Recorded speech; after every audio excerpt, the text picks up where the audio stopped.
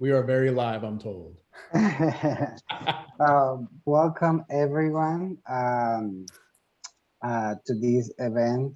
My name is Joaquin Villanueva. I'm a geographer at Gustavus Adolphus College in Minnesota.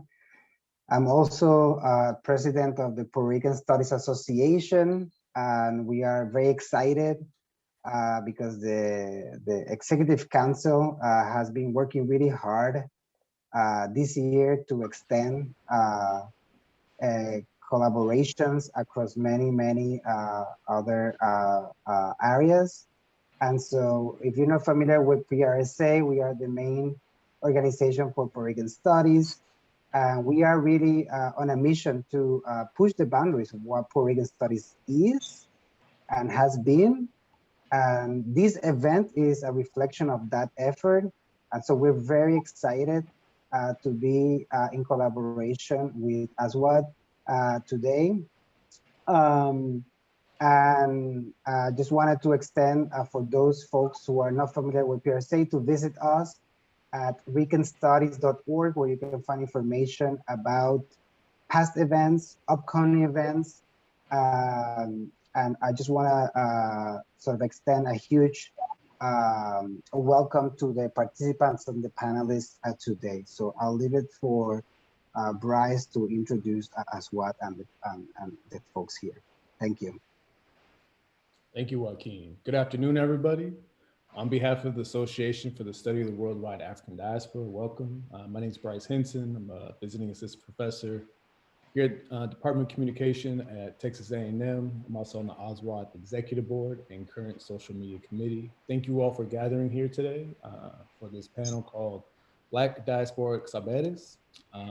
And I know I'm particularly excited, as many of you all are, but this event was kind of a fruit of Puerto Rican studies re-emergence onto the scene in the fantastic work they're doing, and especially if folks don't know this, this moment is emerges from a point of activism and struggle, which you all can look that up.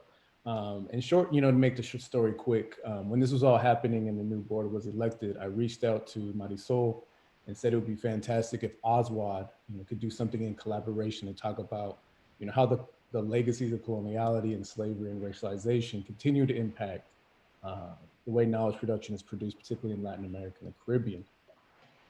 So that's just kind of a background of how this story came about and how we are blessed today with these fantastic scholars who are going to drop some knowledge on us.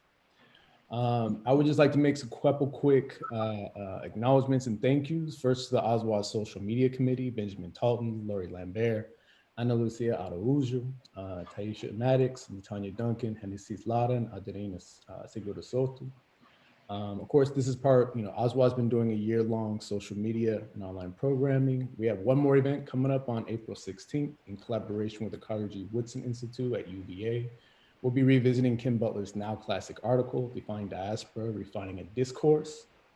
And to find out more about ASWAD, please visit our website, aswadiaspora.org. And you can also follow us on social media. Our handle on Instagram, Twitter, and Facebook is ASWA Diaspora. Again, ASWA Diaspora. And lastly, if you're tweeting during this event, please use the hashtag OswaldAuthors. Now, I'd like to introduce our moderator, Dr. Sosi Demarao, a historian of Puerto Rico, the Caribbean, and modern Latin America, who is professor of American Studies and Black Studies at Amherst College. She writes and researches the history of race, empire, and education in Puerto Rico. Demarao's book, Negotiating Empire, The Cultural Politics of Schools in Puerto Rico, 1898 to 1952, published in 2013, explored the history of teachers and Americanization under US rule. Her second book project, supported by the ACLS, is a history of street children and incarcerated youth at mid-century. But Professor Demarao, please go ahead and get us started on this wonderful event. Thank you very much, Bryce and Joaquin. It's a pleasure to be here. And it's my pleasure to introduce today's participants. Let me begin first with what I'm going to do is offer a bio of each of our four panelists, and then we'll begin our conversation. So let me begin with Mayra Santos Febrez. Santos Febrez. So originating from Carolina, Puerto Rico, Santos Febrez studied literature at the University of Puerto Rico and obtained postgraduate degrees at Cornell University. She is professor of creative writing at the University of Puerto Rico, Rio Piedras, and member of its International and Multicultural Institute. Santos Febrez has been recipient of the Letras de Oro and Juan Rulfo prizes, both in the short story genre, as well as the John S. Simon Guggenheim Scholarship and the Rockefeller Bellagio Center Residency. She has authored several books of poetry, most recently Huracanada, very well-known novels such as Sirena Selena, Vestida de Pena, and Cualquier Miércoles Soy Tuya, and collections of essays, including Tratado de Medicina Natural, Para Hombres Melancólicos, and Sobre Piel y Papel. Her works have also been translated into French, English, German, Croatian, Korean, Icelandic, and of course, Italian. Our second panelist is Crista Cortes, or Cortes, my apologies. Cortes is the director of La Casa Latina, the Center for Hispanic Excellence at the University of Pennsylvania. Informed by her intersecting identities as an Afro-Puerto Rican mother, scholar, and activist, Cortes's academic and professional career has been committed to transformative research and practices that uplift the historically oppressed and marginalized in university settings. Her larger research agenda is marked by work that creates expansive understandings of Latinidad and Latinx identity by taking up the question, what do Black affirming educational spaces look like for Afro-Latinx students? She has published several articles and a book chapter. Through her documentation of the teaching and learning of Blackness within Afro-Puerto Rican communities, Cortes's work moves scholarship beyond notions of racial performativity and authenticity towards robust theories of racial learning and identity development. Our third panelist is Beth Colón Piscini, or Piscini? Piscini. Born and raised in Bayamón, Puerto Rico, Colón Piscini is a PhD candidate in African Diaspora Studies at the University of Texas at Austin. Her work focuses on Puerto Rican music and street art, along with Afro-Puerto Rican women's subjectivity, Pan-Caribbean cultural exchange, and Black diasporic anti-colonial feminism. She is the author of On the Wings, Muralism as Feminist Political Praxis by Afro-Puerto Rican Women in Black Resistance in the Americas. She's published pieces on music, art, and activism for the online publication Latinx Spaces. And while earning her BA at Northwestern University, she also worked at the Chicago Public School headquarters. Our fourth and final panelist is Maria Elizabeth Rodriguez Beltran. Rodriguez Beltran is a PhD candidate in the program in comparative literature at Rutgers University, New Brunswick. Her research focuses on definitions of Blackness in Afro-diasporic literature in the Caribbean and Brazil. Maria Elizabeth earned a bachelor's degree at the City University of New York, Hunter College. She is also a Ford Foundation predoctoral fellow and a 2019 Summer Mellon Grant awardee. Welcome all. We are honored to have all of you together here today. So let's begin our conversation on Black diasporic saberes by hearing more on our first question. Puerto Rico prides itself as being a racial democracy based on mestizaje and cultural hybridity between Africans, indigenous peoples, and Spaniards. What and who are being privileged as well as subjugated in this cultural nationalist narrative? And how do you engage this mythology? Mayra, if you could begin.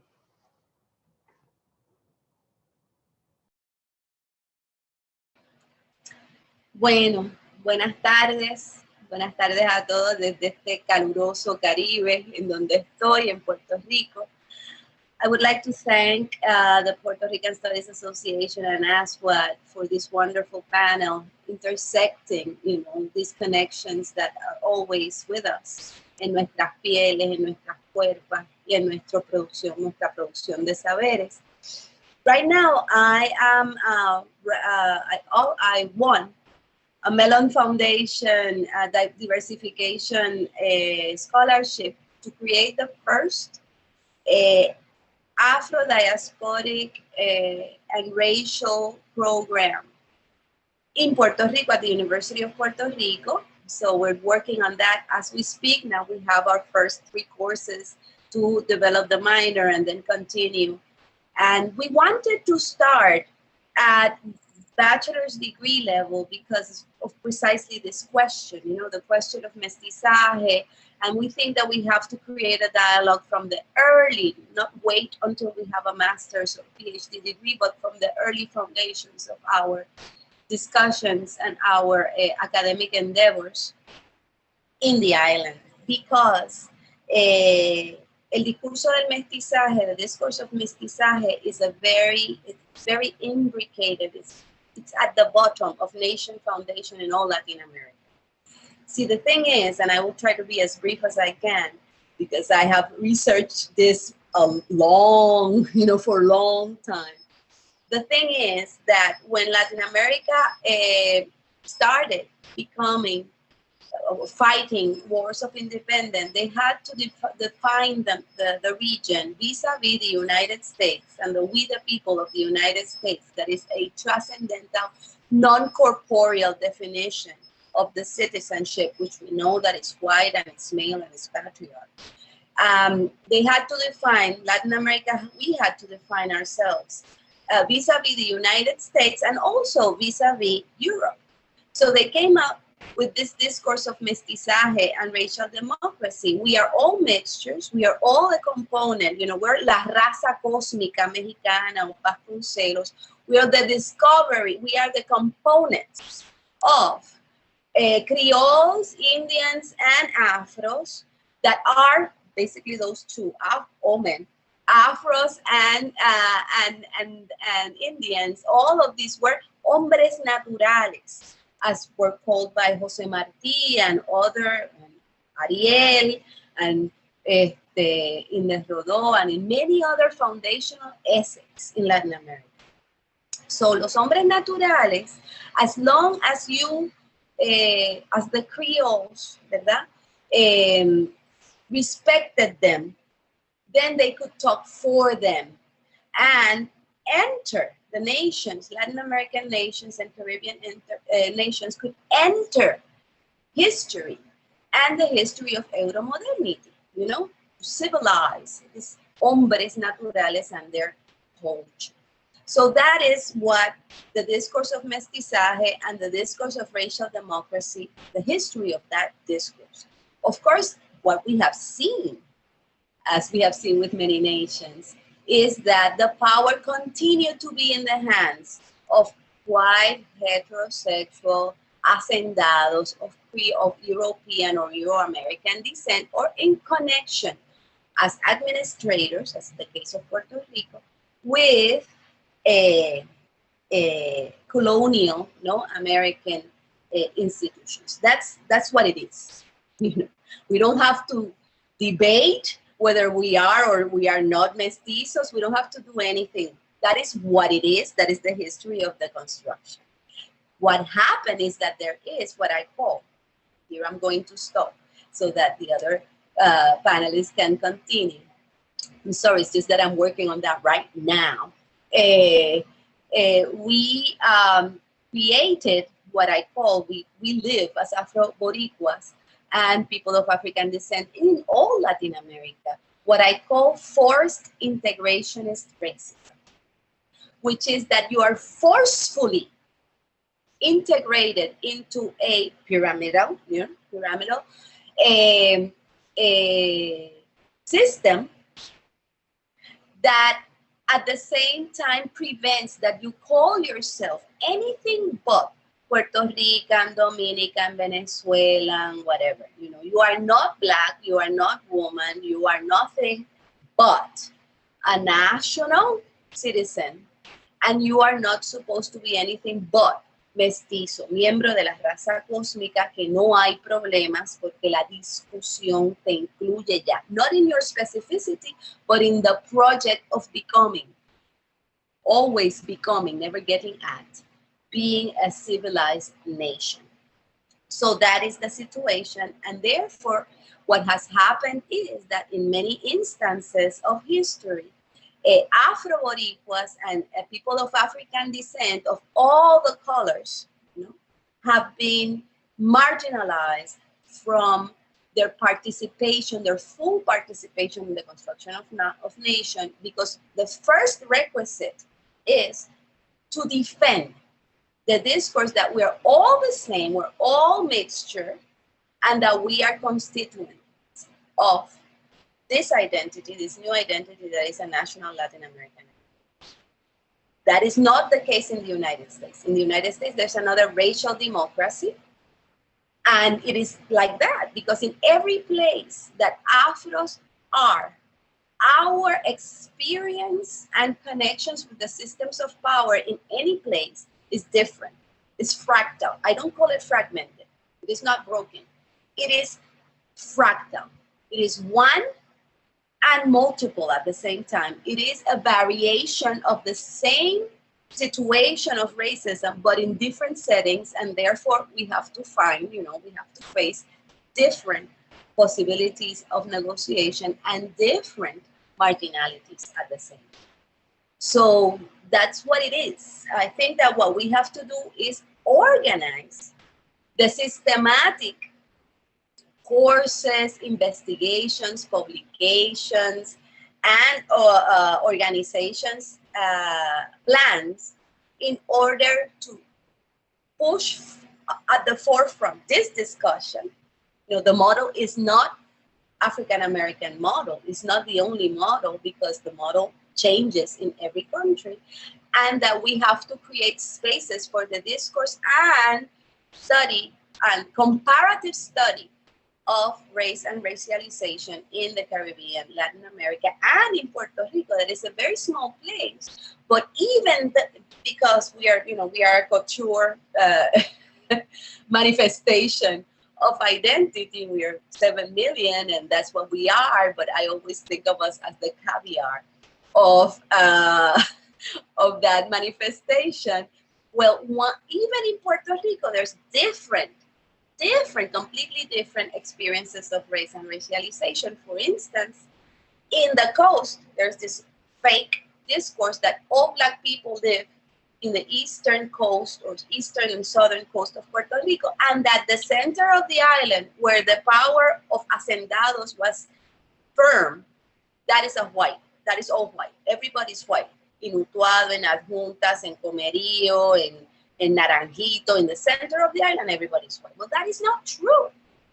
The history has proven that we have a long presence in Utuado and in Adjuntas and in the center. Juana Colón was from Comerío, the wonderful activist.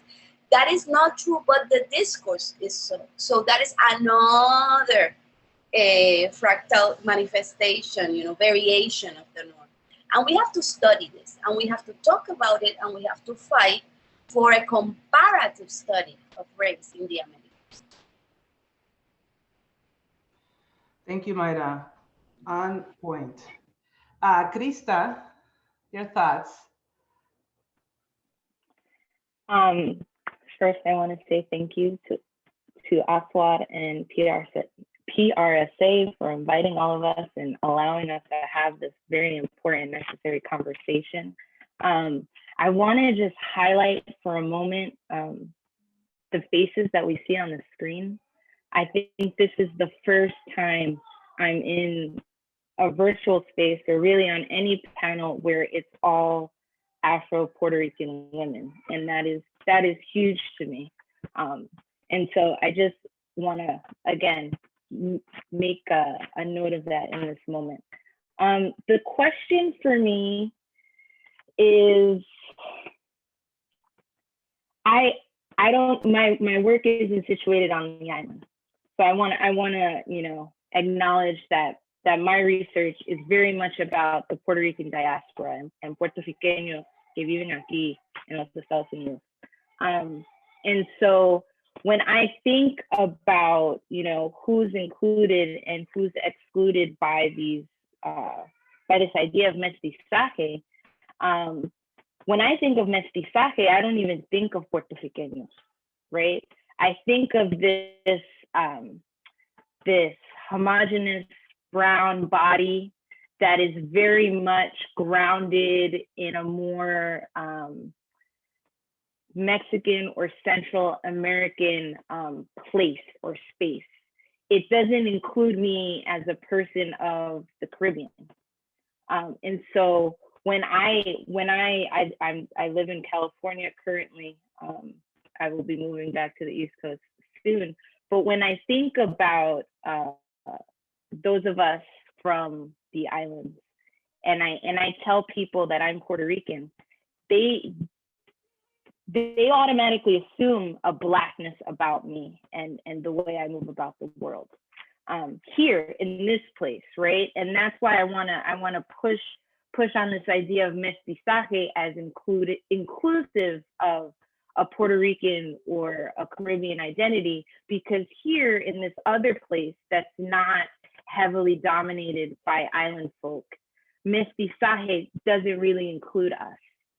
And so what does it mean to think about Puerto Ricans as a mix? You know, the image that comes to my mind is the jíbaro, right?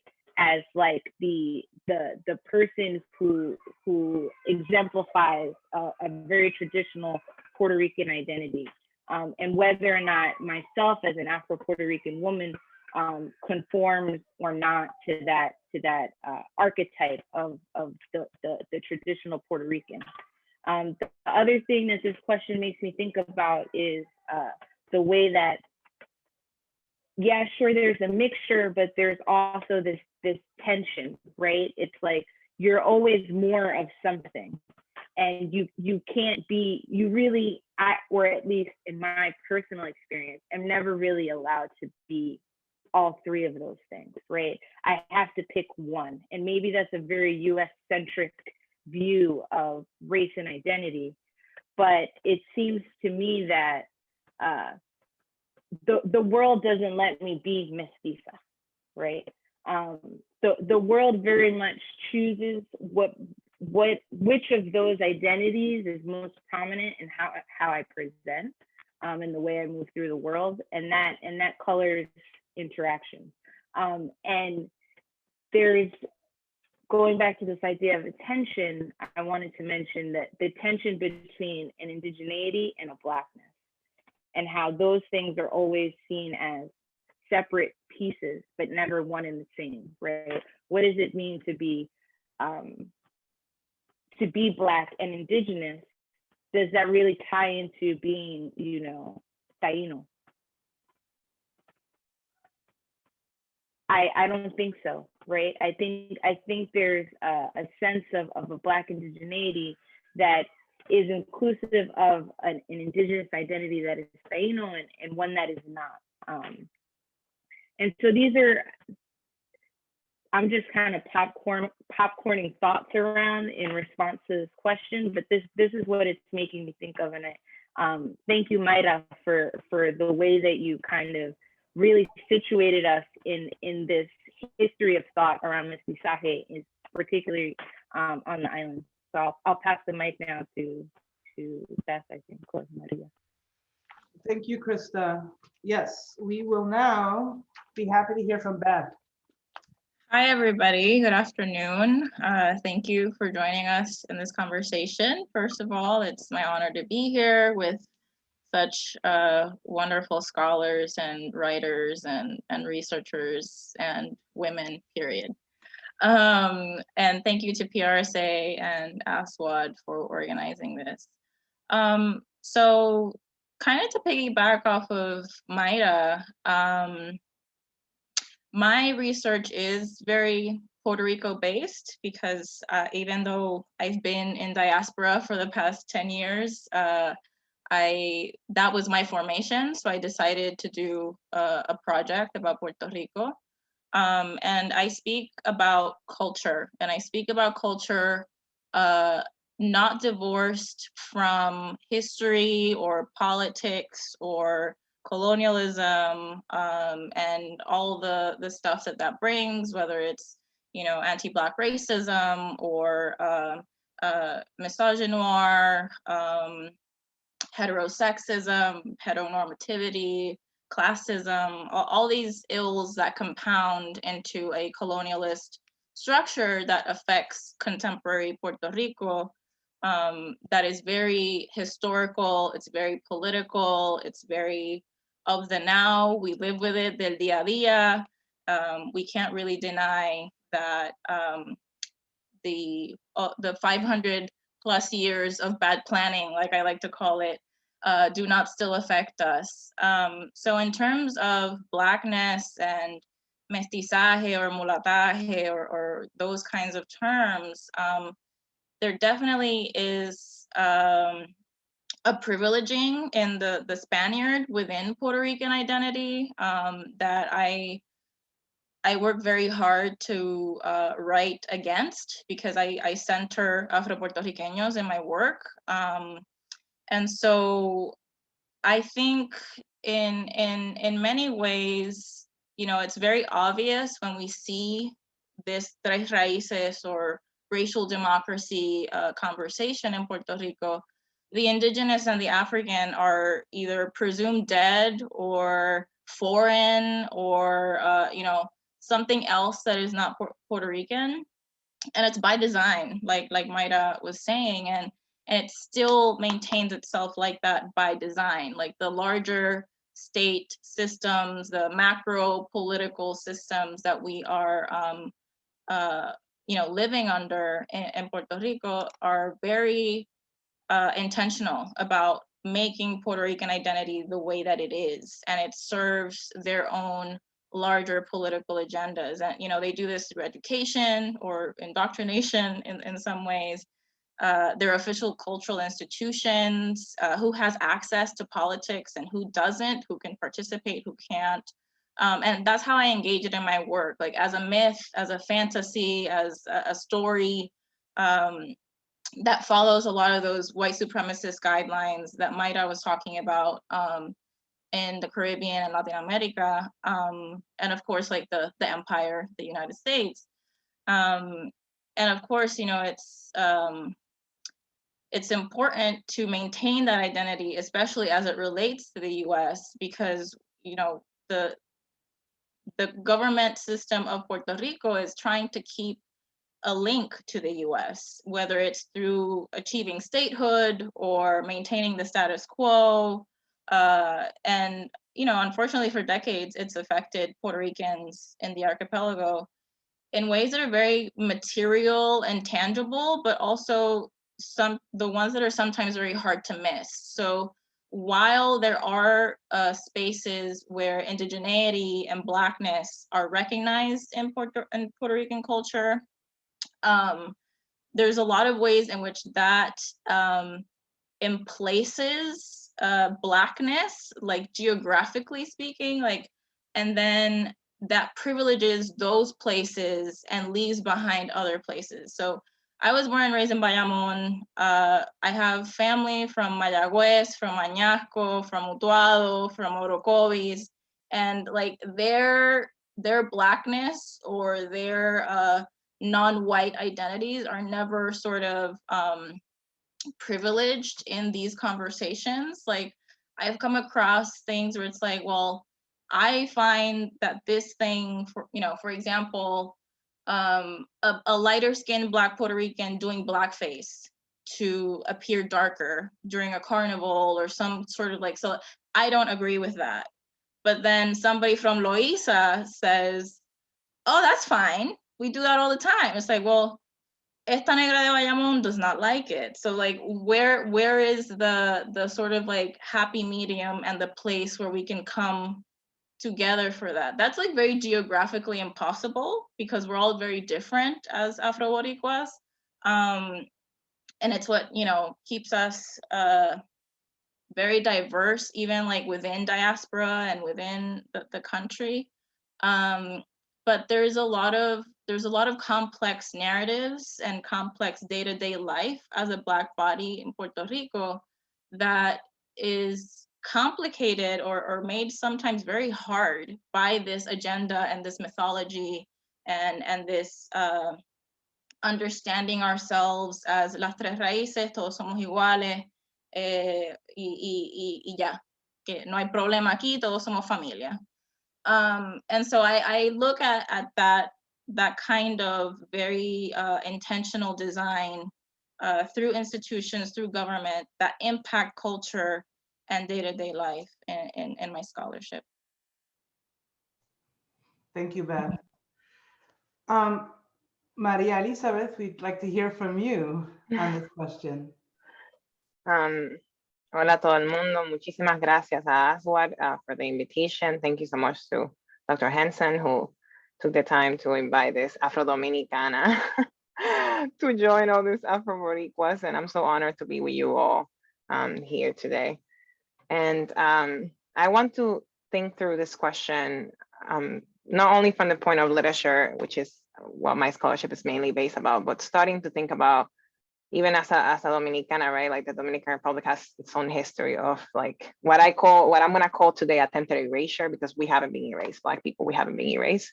This attempted erasure and more of this like produced amnesia that we see in the history, right, of Puerto Rico and a lot of the islands. And as Dr. Santos Febrez was pointing out, it has so many levels, which I hope we do get to touch upon when we talk about the archipelagic views, right? How like continental based knowledge has been also emphatic, and also the US, right? Discourse about Blackness that kind of like forgets about Hispanic, Caribbean and discourses. And then when we enter the Latin American scholarship on Black studies, anything continental takes over the Caribbean. So I hope we do get to touch upon that.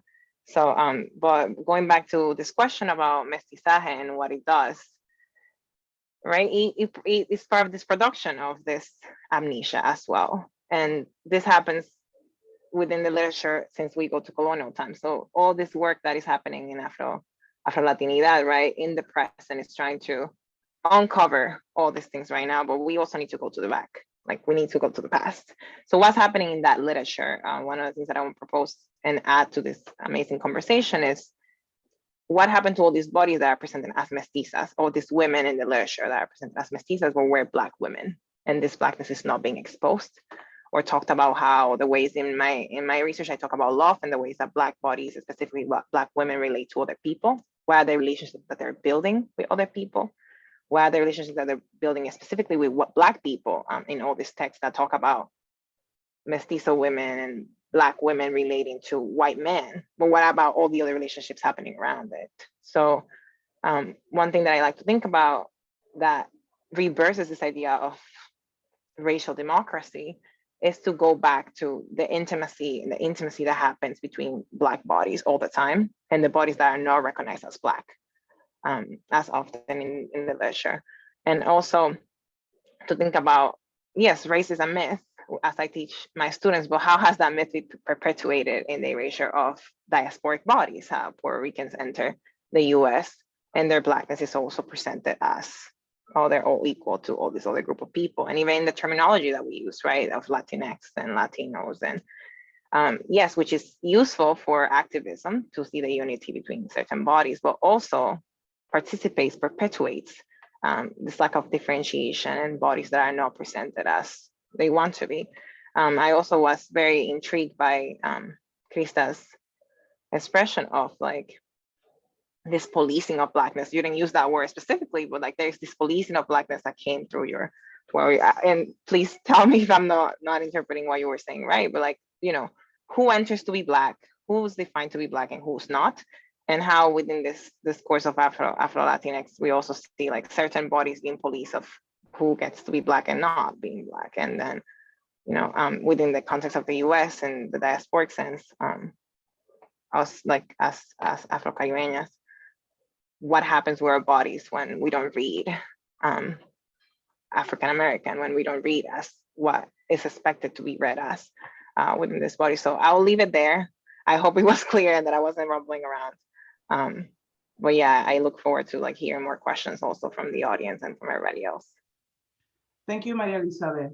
I wanted to say that I think we began this discussion about Black diasporic saberes with the question of mestizaje and racial harmony, because it is such a dominant and foundational myth in our understanding of race in Puerto Rico, and the diaspora. So it's something that we have to acknowledge, note as dominant, racist, and gendered, and present in every way in our lives. But then let's move that to the side and focus instead on Blackness. And Maria Elizabeth already took us in that conversation, but I want to pose a question for discussion that centers Blackness rather than this myth of racial democracy. So our second question for discussion, and you are free to answer if of interest, no pressure.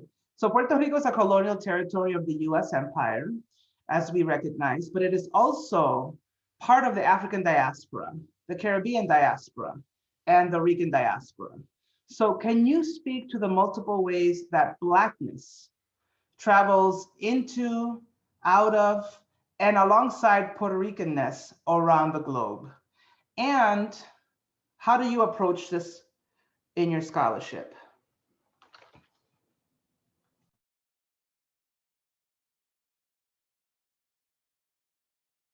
I'm gonna be very brief, and just to complete a thought about the diaspora. It is really important that we acknowledge that since the 19th century, there has been Puerto Ricans moving, not only in the Caribbean, no Puerto Ricans that go to the Dominican Republic or Cuba, but then to the United States since the beginning of the 19th century. And also that during the 50s and the 60s, a lot of people, I'm thinking about Schomburg, I'm thinking about Arturo Schomburg, that created and was a focal player in the creation of the Harlem Renaissance, the Negro the Historic Academy, and all sorts of things. And that within the discourse of African American identity, Schomburg was not considered, and is still not considered by many, as a Puerto Rican, but it was Schomburg that created this, or that forced as much as he could, this idea that African American community was wonderful, and that definition of Blackness had a very specific and violent history, but it was not the only one. And that we had, he was the one who introduced Nicolas Guillen to Langston Hughes. He was the one who helped Claude McKay move all over the place. He was the one who fomented Pura Belprés literature. He was, this idea of Blackness was always been traveling and creating institutions that helped the formation of this discourse of what is Black. So that is what I want to say. And also that it was that thing came back, to nurture our definition of Blackness now. Our definition of Blackness now is very closely imbricated with the diaspora, with the civil rights movements in the United States, with the Young Lords movement, and also the ways in which this connection has always been there, I'm thinking about something that in my research, my most current research, I found out something very interesting. Martin Luther King visited the island like 3 or 4 times. First one in 1962, 61, and then yearly he went for a long, long time. And his friend was Roberto Clemente. You know, the one who always was in the island or tried to be in the island when Martin Luther King came was Roberto Clemente. So those two figures, you wouldn't see a connection, but there is. Like those two ideas of what is Puerto Rico and the connection to Blackness, you wouldn't see it, but it's there, you know. Another thing that I wanted to say to finish is that La Negra de Bayamón, Beth Colón, it has something, there's this wonderful, one of the most important and beautiful battles that happened for Black emancipation in our country, happened in Bayamón, 1825, literated in Toa Baja, Bayamón by Marcos Ciorro. It was the closest we were to a revolution, a true revolution of a slave revolt that was going to take over the island. So these things you don't talk about, and therefore all of a sudden you see this fragmentation and say, oh my God, you know, oh, but if you go back to history, if you go Sankofa, if you look back to look at the future, you will find out that those connections have always been there. And that nations came after we were here.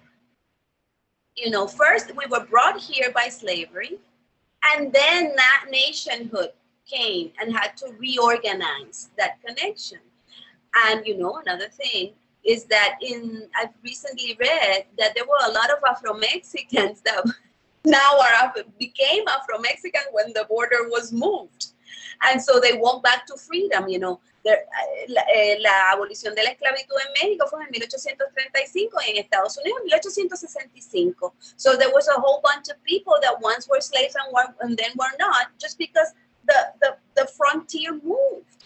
I mean, these discourses are very, very powerful because they configure a reality and the way we perceive reality, but they are discourses. And we have to be very clear that these myths are very concrete in the life of people. Well, they cannot do something. If we let them, they will. But they cannot not let divisions that are not true. I mean, Blackness and Puerto Ricanness are connected as Blackness and Taíno-ness, because in Marronash, there's a whole bunch of people that have Afro and Taíno Arahuaco DNA, and we can trace it now. And that is something that we don't talk about. You know, they have used Taíno in the Dominican Republic and in Puerto Rico to erase Blackness, when that is not the case. So we have to retell these discourses. Thank you. Anybody else? Yeah, I'll jump in. I think about this question both in the personal and the academic, because one of my great grandfathers, Juan Maria Piscini, did this sort of circum-Atlantic trip and navigation, like Mayra was talking about. You know, when things were really rough in Puerto Rico, he would jump en el ferry and just go to la República Dominicana to find work. And then when the things were hard in La República, he would jump to New York and then come back around. And he had this very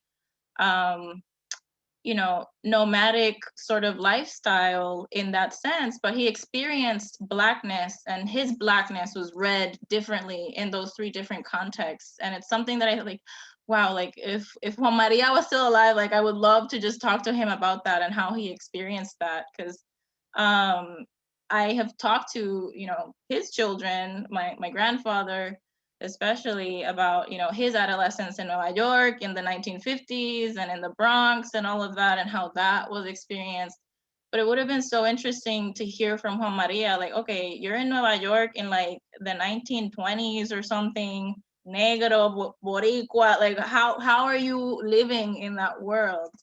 And I also think about it academically in terms of my research, because I talk about culture, and especially, you know, things like street art, they wouldn't, like you can't have a manifestation of, you know, feminist street art or muralism without these like pan-Caribbean artistic feminist connections You wouldn't have it without, you know, the long history of graffiti and street art too here in the States from Black Americans.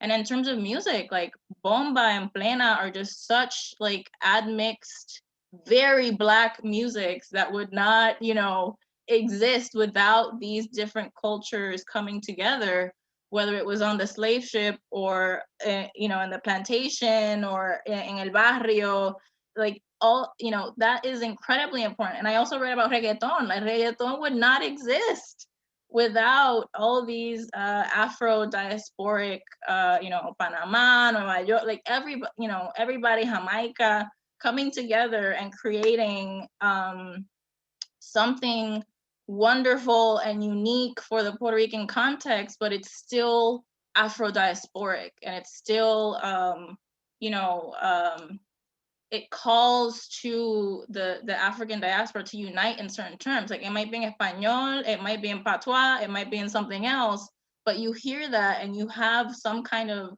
sonic connection there that allows for, you know, even political engagement and activism and unity, whether it's in a community in the US or in El Caserío Barbosa in Bayamón, which is where, you know, I went to a private school right in front of it that is, that it was an interesting experience to live in such a community where it was middle-class kids, some of whom were Black like me, you know, going to school in front of a caserío and not being able to engage with that community, but still being affected by the culture of that community. So I talk about all of that in my project and in my future research as well. I plan to expand on that. And, you know, on the personal note, trying to like excavate those stories as well as much as possible.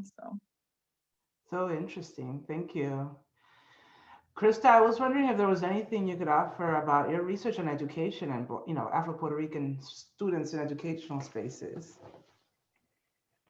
As I listen to everyone talk, I'm wondering, what should I say?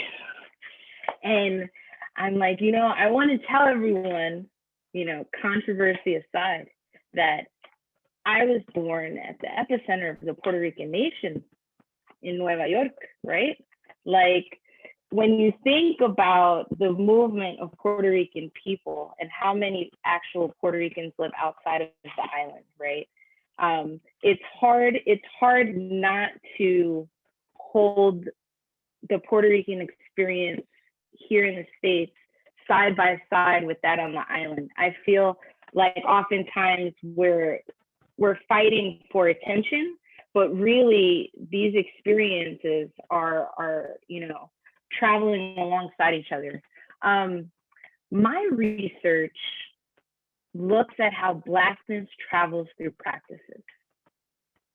And what I'm really interested in understanding, and this is what my dissertation project was focused on, was looking at how mothers teach their children and others in their communities about Blackness. It's hard, and then this came up in the conversation already, it's often hard to be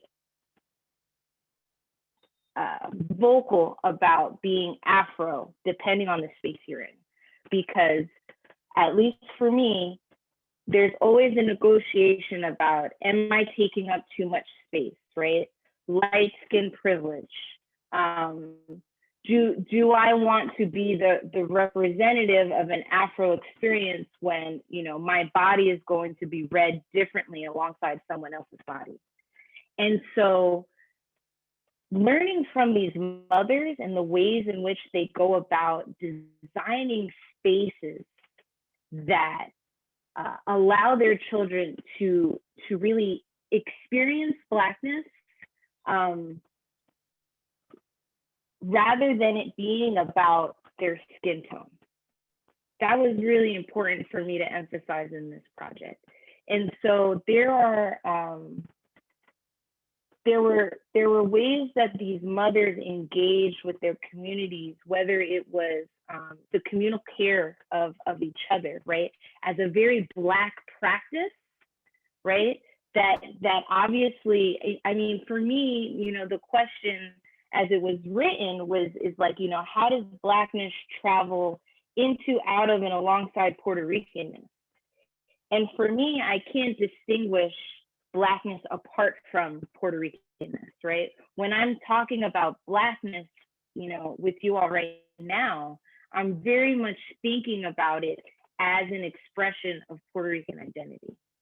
And so for these women that were part of my study, they were very intentional about how they, again, designed, created spaces, imbued these spaces with a variety of practices that were very Black and Puerto Rican, Afro-Boricua practices. And so I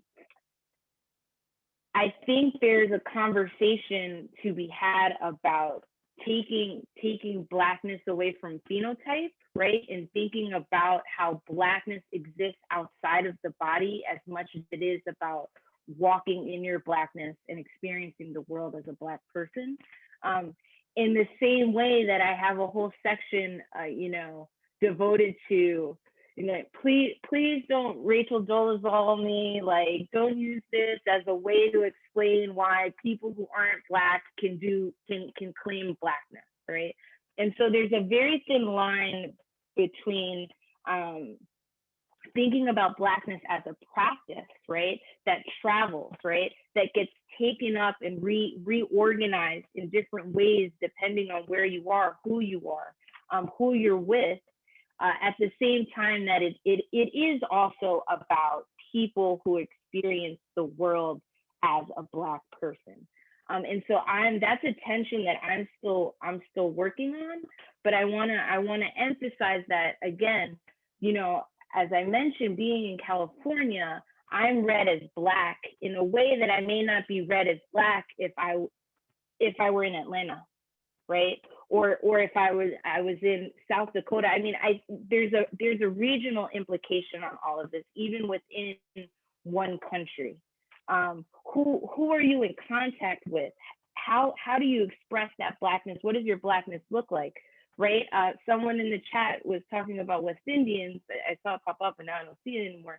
But like who you are in community with is very much going to impact how you understand Blackness in relationship to your Puerto Ricanness or your Latinx identity. And again, that's going to look different in different places. And so I really want to kind of think about this in an expansive way. Blackness isn't one thing, Puerto Ricanness isn't one thing. I also don't think you can have Puerto Ricanness without Blackness. It's not an antiquated thing, something that we look towards to bomba, right, as the Afro-Puerto Rican practice. No, it's about doing your child's hair, right? It's about caring for natural hair. Is a very Black practice. And it's a Black Puerto Rican practice when I'm, you know, locking my son's hair, right? And there's pieces to this, again, that I'm losing my train of thought, but you know, again, there's regional implications, and the movement of Blackness and how it shows up in different places is going to be different. And that's what I want to emphasize is the difference, the multiplicity of it. Thank you, Crista. Maria Elizabeth, I wanted to give you an opportunity if you wanted to contribute here, even though you had already moved our conversation in this direction, which was great. But we'd love to hear if you have any thoughts on this. Yes, I had started before talking about how it participates in literature. I think that a lot of the division that we create for diasporic thought doesn't happen within the ways that cultures are created, right? So a lot of authors that perhaps are from Jamaica or from the Virgin Islands are already thinking about how Blackness travels across the whole Caribbean and across the continent. They don't really do the division that we do. And one of the ways that they express that I've seen is through stories and myths. So one story that I read, I've just wrote about a bit ago was this story of the Ciguapa, this character that has the feet backwards and runs, and how it repeats across Brazil, Puerto Rico, like all these islands and spaces have some kind of myth that connects to this creature that can escape people that want to hunt her, right? And how they survive. So definitely Blackness travels through these stories of not only survival, but thriving as these powerful creatures. And, you know, Black magic starts way before we think that started. So that's one way that I see it. And then through the spiritual practices as well that continue to travel across the different islands. Like if you go to Puerto Rico, you see a lot of the dances and spiritual practices that you see in other parts of the Caribbean as well. And that's one way that I see Blackness traveling. And again, we could be more specific about this, but there's only so many cases that we can present in this short time. But one way that I'm looking at right now that I think connects to what Dr. Cortes was just talking about, it's through food. So I love eating, so that's very personal, but also is about culture and thought and knowledges, right? Which is what this panel is about, Saberes, right? How do you share all this, what Blackness is about through food, through the care of food, through the care of feeding someone else, and the ways that Blackness enters, right? The practices of food, how we make spices is not casualty, it comes from Africa, right? And the ways that it has been transmitted, all the care that we put into that food, the timing that our grandmothers put into it, our ancestors put into it. So that's one way that I'm thinking about now, through the way that we eat the food, that we share stories in the kitchen, how the spaces of the kitchen become this intimate space where, especially women, because that's what we know, right? Share all these stories, right? And can pass all these things to their children. So, and how motherhood manifests differently also through food. So that's one way in which I see like Black mothers also creating this archive of stories, right? Passing through them, and that sometimes are not taken as much into account by many people, but that we as the bodies that experiences this transmission of stories hold very dear. So yeah, I just want to enter food into this conversation of Blackness as well. Thank you, Maria Elizabeth. Plus your mom's cooking in the background, so we're all anxious to know what she's making. So I want to say a couple of things. One is I want to encourage our audience to pose questions for the panelists in the Q&A icon so we can address your interest in particular. And I just kind of want to signpost something that I'm hearing from you all before we transition to our next question. One of the things that I'm hearing, you know, when we began our discussion with the question of racial harmony myths, that's part of a historical question about the national question or the colonial question in Puerto Rico. It's also a question that invites difference and distinction between the island or the archipelago and the diaspora. So the national question at its heart, in many ways, has reproduced authenticity debates and questions about distinction between island and diaspora, which is one of the things that Crista has reminded us. However, what I've noticed is that when we turned and discussed instead the question of Blackness and your research related to Blackness, that is not an analytical concept that invites distinction and difference and authenticity in this Puerto Rican studies circle, but rather one that allows for all the varied experiences, histories, and practices and identities of Blackness. It allows for that space of Puerto Ricanness and Blackness to emerge as a unifying, not homogeneous, you know, it's still heterogeneous, but as a unifying concept. And so that is a great distinction. I think that the research that's forthcoming from all of you and the 20 plus works that we've been blessed with on behalf of Santos Febrez allows us to note that if our entry point into Puerto Rican studies is through Blackness, what we are doing is creating community and links and alliances throughout the region rather than distinction and authenticity. As we wait for some questions to come through, I wanted to ask all of you this question because I think it'll speak to those of us who are doing similar types of research and may have similar experiences. So And Maida, I read about, you mentioned this in regards to the Mellon NEH program that you're proposing, that you're leading in Puerto Rico. I read about this in an interview that you did at NYU, but you don't have to address it if you don't want to. But the question is, what challenges or barriers have you faced in pursuing your research and intellectual interests? So I kind of pose that question for all of us as scholars of Blackness and race in Puerto Rico. But Maida, I think I began that question with you because you're at the pinnacle of this success with this NEH-funded Afro-Diasporic program that's forthcoming at the UPR. And I was just kind of curious if there was anything, if you faced any obstacles along the way and how you worked with others to overcome them, etc. Challenges, more battles. Well, I just wanted to say two little things that I am trying to figure out how to deal with right now.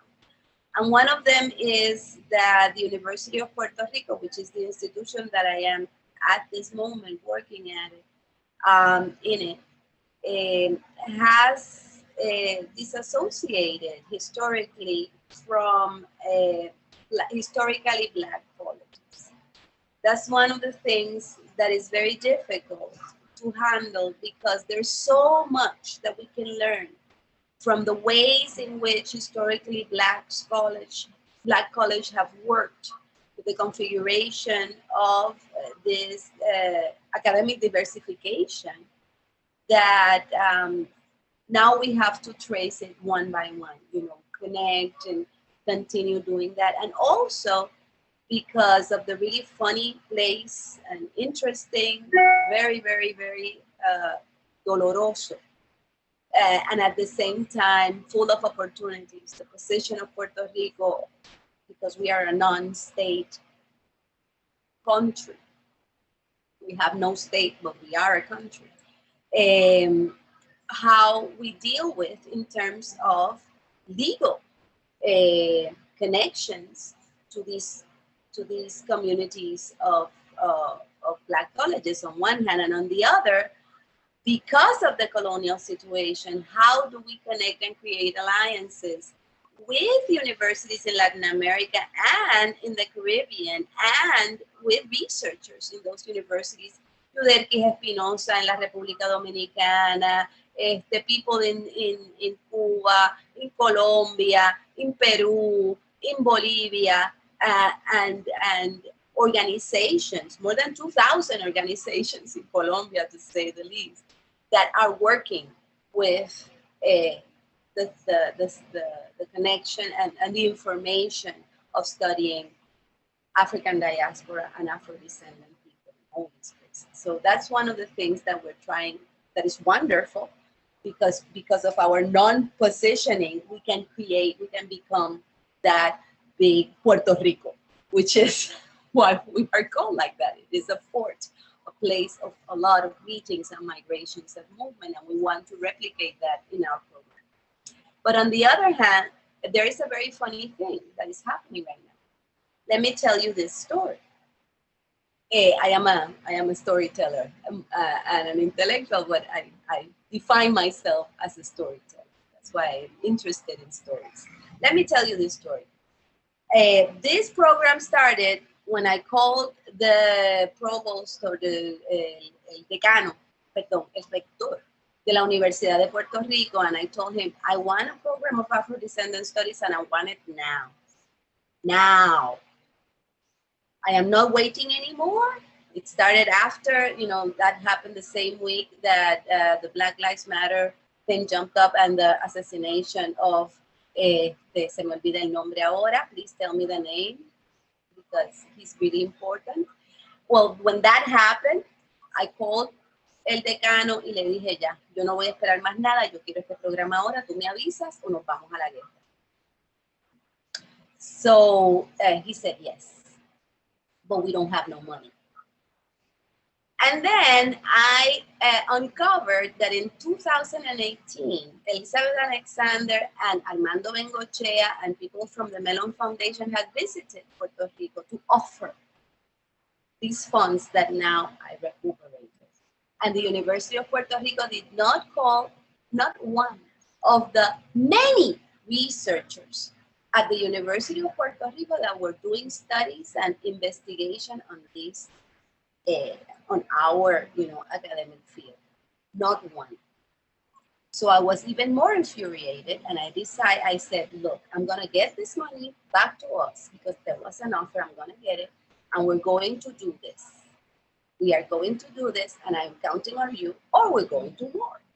So again, I'm working on it, and I have a wonderful team of people, equipo, and we're doing this really, really wonderful. I am very proud of the 10 researchers that are working since January, and we already have 6 courses that are completely done, because all they had to do is have the time in order to put together the resource in order to do their prontuarios and syllabuses. So this is happening. But then I found out something even more interesting. There is not one statistic produced by the University of Puerto Rico or the institutions of Puerto Rico. We have 2 centers of statistics. We have el Instituto de Investigaciones Estadísticas en la Universidad de Puerto Rico, el Centro del Negociado de Investigaciones Estadísticas a nivel central, and they have not done one census, one statistic that tells how many Afro-Boricuans there are, how many people from Afro-descendant, how many people, where are they in terms of services, medical services, vivienda, salud, educación, labor. There's none. None. We don't know how many Afro-descendant students we have at the University of Puerto Rico, how many professors, and in what capacity have they been employed. So I figured that one thing that happened, we started doing that, and we're still doing that investigation and research, and we found out that most of the people, most of the African descent, las personas que somos evidentemente negras o que somos afrodescendientes, are employed with contracts, no con plaza.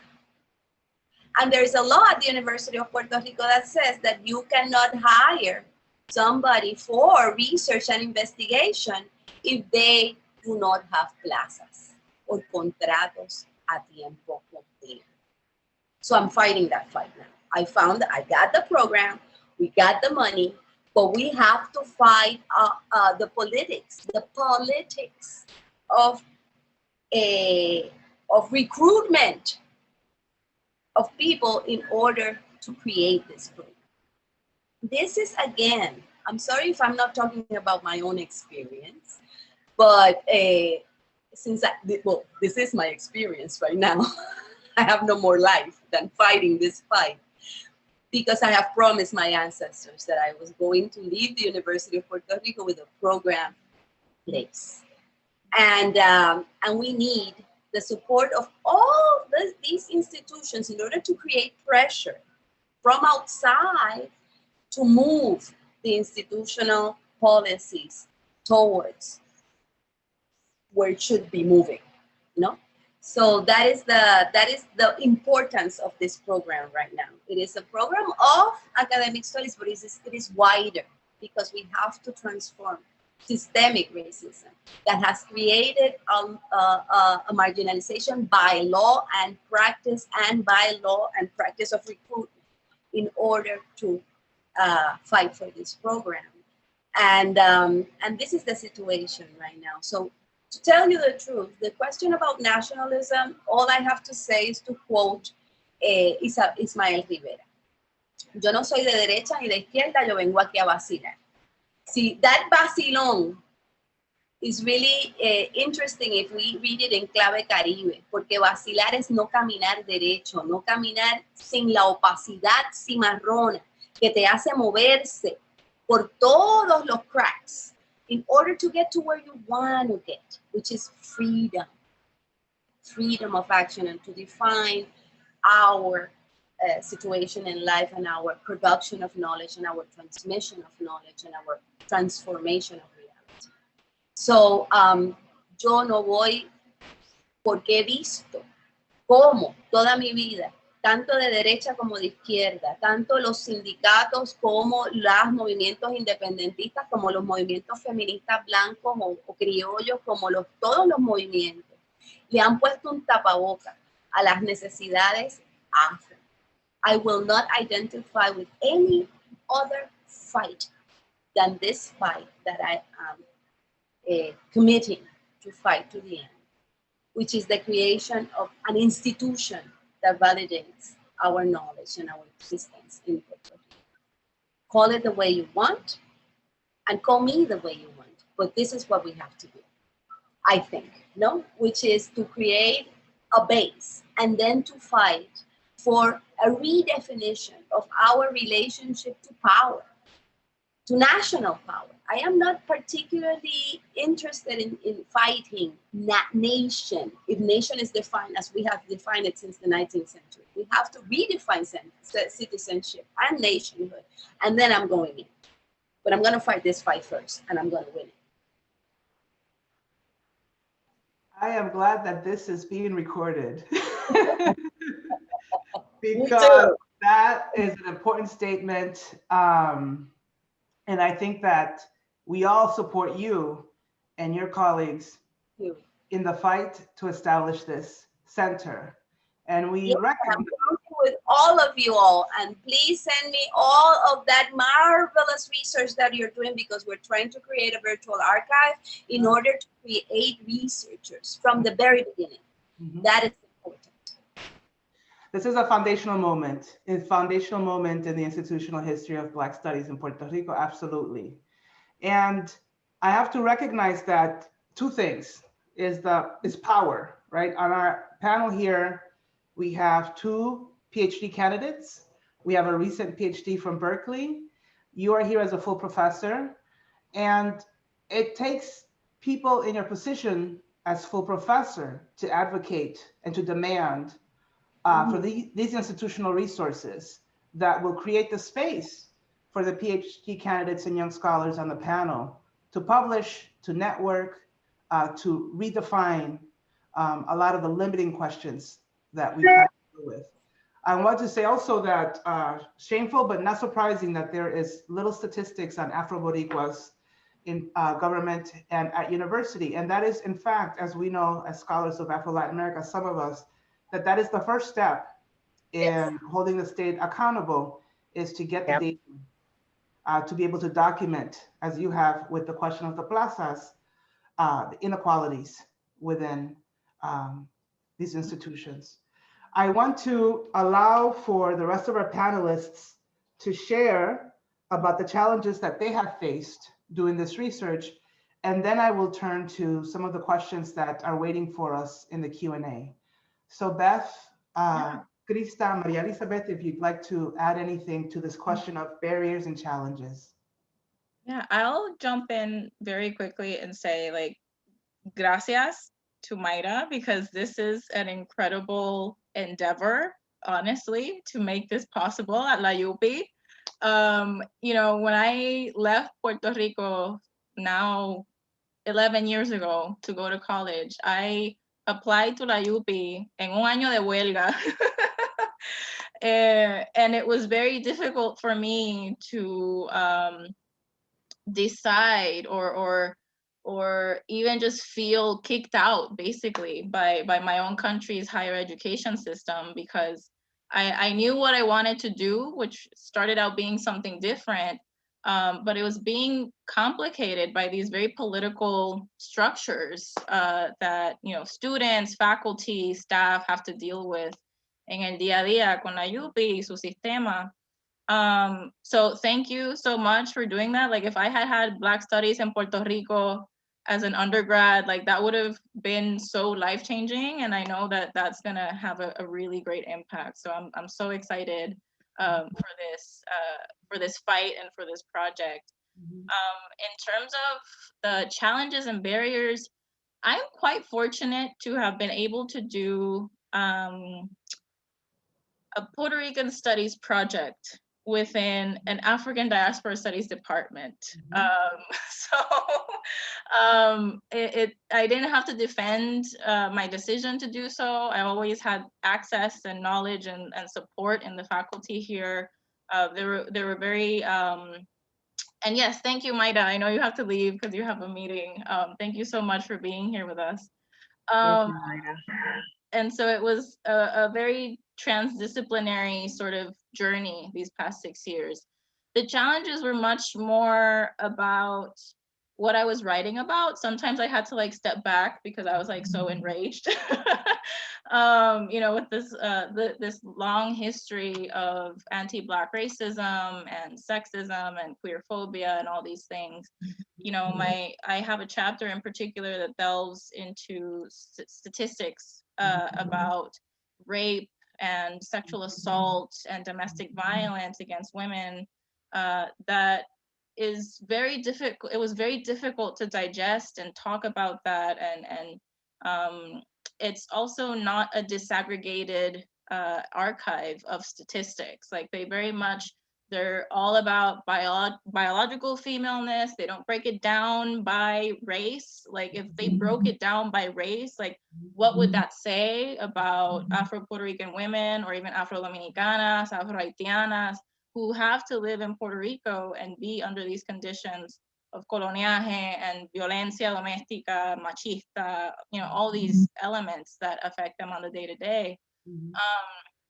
And it was also a challenge of my mental health to get through this because of the bureaucratic structures of academia, sure, we're sometimes like, oh God, but also natural disasters, like the stress of the hurricane aftermath on my family and the country, the trauma of going through earthquakes, because I was there when they happened, the isolation through the pandemic, the winter storm here in Texas last month, and like how, you know, our government in Texas and almost basically nationally kind of like abandoned us, and like trying to get through this project and complete all of this, you know, this journey. Was very difficult because of those things, and it feels quite miraculous to me to finally be done. But I'm also thankful for the support that I got along the way, and what it allowed me to do. Thank you. Oh, I'm not muted. Crista. Sure. So again, I always want to ground what I say, and this is my experience. But, you know, like you said, I am a recent PhD, and I never was recognized nationally. I never got a Ford. I never got a Spencer or any of these other, you know, a Mellon, none of these national recognitions. And for, you know, those of us out there, you know, doing this work, it really hurts when you're not, when like, not to be chosen, but financially it becomes harder to do this work. You start second guessing yourself about the importance of your project. And so I wanna put that out there, because for all of the people that do get these awards, there are so many more of us who don't. And we still finish, our work is still important. So I wanna make space for that. I also wanna say that part of the difficulty for me, coming from education, is the very kind of, the disciplinary nature of the university, right? And so in the field of education, you're doing a project on Latinx communities, great. You're doing a project on Black communities, wonderful. You're doing a project on Afro-Latinx people, that's too niche, like that's too specific. How is it going to really help everyone? And so kind of contending with what does that mean was a challenge for me. You know, my advisor would say, you know, they're just not ready for your work, which is wonderful and encouraging. At the same time, it doesn't help me right now, you know? And so I want to again, recognize the folks who are doing this work, that your work is important. For those of you out there like myself who are doing this work in the context of the United States, our work is also very important. I feel like projects that emphasize, like thinking about Afro-Latinidad in the context of Colombia, Venezuela, Cuba, on the island of Puerto Rico, those projects are also highly sought after. You're thinking about Afro-Latinidad in the United States, no one cares, you know, that's kind of the energy that's out there. But our work matters, our projects are important. And the last thing I want to say is that another challenge of doing this is, as a person who identifies as Afro-Puerto Rican, or if you identify with the communities with which you work or study, the challenge of separating your experience out from those of the people you work with. And I really did find that to be a challenge, because as I got more enmeshed in my work, it was a venue for me to process a lot of the things that I had also experienced as an Afro-Puerto Rican woman growing up in a racialized world. And, you know, all of the isms that I've experienced. And so kind of trying to allow my participants to speak about their experiences and kind of put their voices first without it being clouded by my own, again, my own experiences was a challenge, and something I think that it's important to recognize, like you know, as a researcher, identifying with the community is really, thank you. It's a great place to be, right? To really be able to identify and empathize with your participants at the same time that we also have to allow them to speak for themselves, because, you know, some people may have grown up in New York and been surrounded by people who looked like them and had this very different experience from a person like myself who grew up in the suburbs and didn't know any other Puerto Rican people. And so what did that mean for my formation of identity? So I just I'll leave it there, pass it to Maria. Thank you. Maria Elizabeth, I was going to Open the floor for questions. Yeah, I'm gonna ask 2 questions and then start with you. So to give you the space first. We have a couple questions. I'm gonna read 2 of the questions, and then Maria Elizabeth, you go first, and you can respond to the questions or address the previous question, okay? So we have a question from Claire Jimenez, and it says, first, thank you. I'm gonna read this thank you so much for this beautiful panel. For those who are studying Afro-Boricua literature, how do we go about the challenge of studying and documenting the work of so many Black Puerto Rican writers who have been lost or underpublished? I'm thinking, for example, of the young Afro-Boricua New York City writer, Reina Zoe Munhin, who died of COVID last year due to medical racism. We lost her before she published a novel she was working on. That's one line of Q&A. Let me just read a second question from Eric McDuffie. It says, good afternoon. I'm curious to hear more of the panelists' thoughts on the ongoing struggle debate around independence, commonwealth, statehood status of the island in relation to the African descended people, particularly women. So Maria Elizabeth, I'll open up to you. You can either respond to those questions or share what you had prepared for the previous one.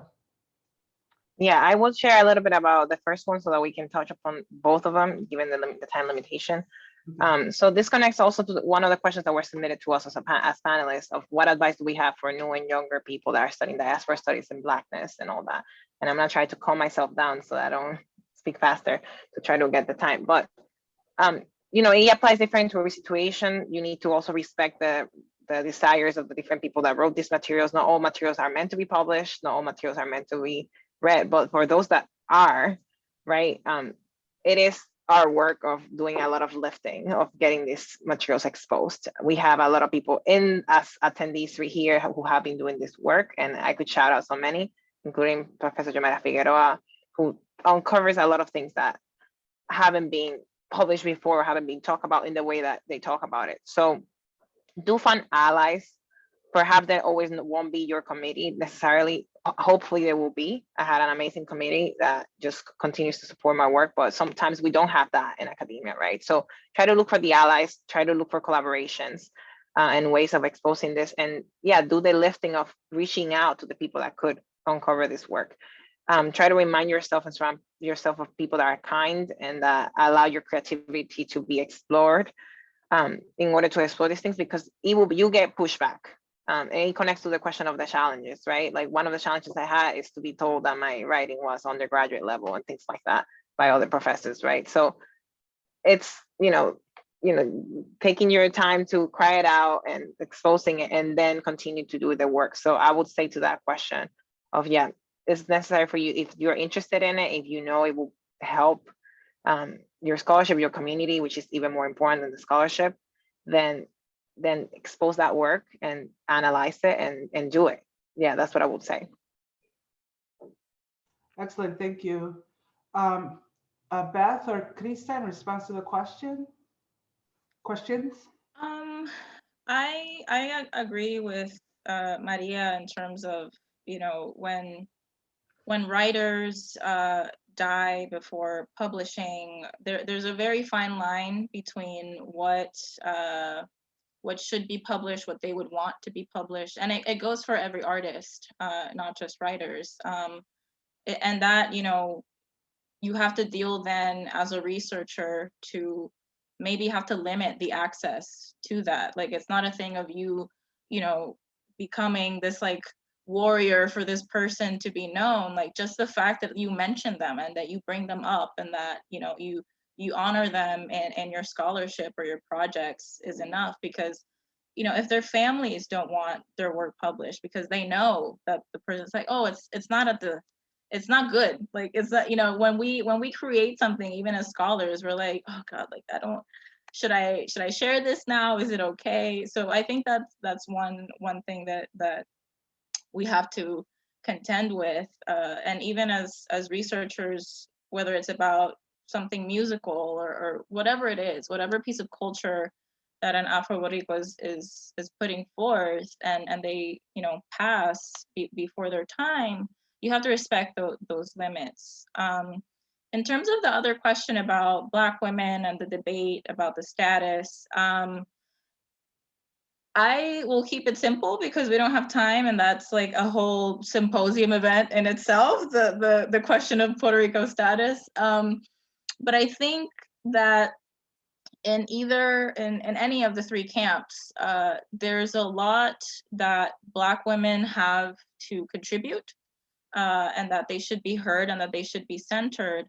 But I also want us to push our thinking about the process of, for example, annexation. Like, that's a violent process. Continuing to be a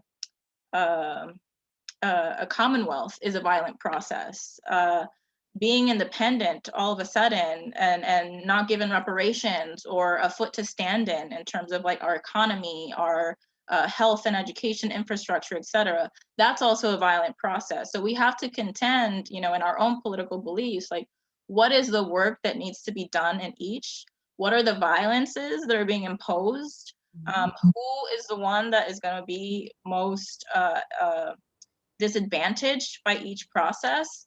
And so, it's a very complex question, but I think that Black women have a lot to contribute to all of those political projects and the possibilities.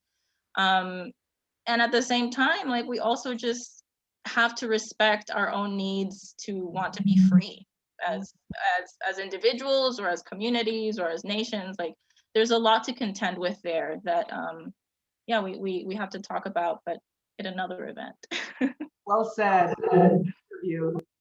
I'd like to, being mindful of time, to invite Bryce Henson to join us to close out the panel. But I really just want to say thank you to all of you. I think this is just the start of a much longer conversation, and thank you. Bryce. Thank you so much for being our moderator too. My pleasure. Thank you. Well, wow. Just absolutely phenomenal. All this brilliant insights. Folks, let's give a round of applause To our wonderful panelists, our amazing moderator, thank you. As you can tell, this could probably go on for hours. So many questions about Blackness, diaspora, Puerto Rico, etc. But at the very least, we know, where we can find some amazing scholars who are doing on this work. And it was such an honor to be in this space featuring 5 Afro-Latina Caribbean women who are just doing such fantastic work. So on behalf of Oswald and also Puerto Rican Studies, thank you so much and have a great afternoon, folks.